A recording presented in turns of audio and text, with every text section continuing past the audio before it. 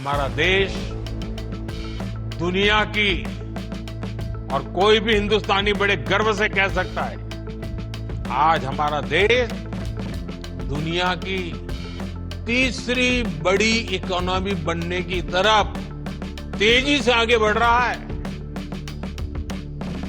ये मेरे नौजवानों के पसीने की कमाल है। बीते 11 वर्षों में हर सेक्टर में देश ने प्रगति की है। वैसा ही एक और क्षेत्र है, और ऑपरेशन सिंदूर के बाद तो उसकी बहुत चर्चा भी है, बड़े गौरव से चर्चा हो रही है, और वो है डिफेंस मैन्युफैक्चरिंग। डिफेंस मैन्युफैक्चरिंग में भी भारत नए रिकॉर्ड्स बना रहा है। हमारा डिफेंस प्रोडक्शन 1.25 करोड़ रुपए से ऊपर पहुंच चुकी हो। भारत सरकार का जोर प्राइवेट सेक्टर में रोजगार के नए अवसरों के निर्माण पर भी है। हाल ही में सरकार ने एक नई स्कीम को मंजूरी दी, एम्प्लॉयमेंट लिंक इंसेंटिव स्कीम। इस योजना के तहत सरकार प्राइवेट सेक्टर में पहली बार रोजगार पाने वाले युवा को 15,000 रुपये देगी। यानी पहली नौकरी की पहली सैलरी में सरकार अपना योगदान देगी। इसके लिए सरकार ने करीब 1 लाख करोड़ रुपए का बजट बनाया है। इस स्कीम से लगभग 3.5 करोड़ नए रोजगार के निर्माण में मदद मिलेगी।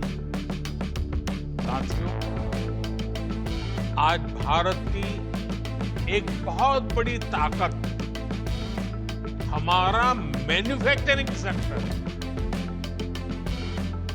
मैन्युफैक्चरिंग में बहुत बड़ी संख्या में नई जॉब्स बन रही।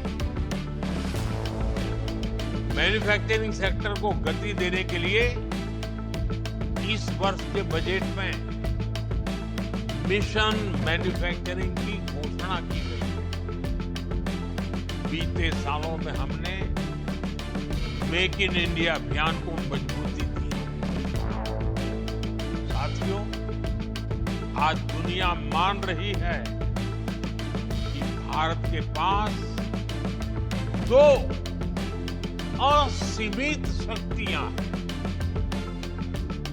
एक डेमोग्राफी, दूसरी डेमोक्रेसी। यानी सबसे बड़ी युवा आबादी और सबसे बड़ा लोकतंत्र। युवाओं का यह सामर्थ्य हमारी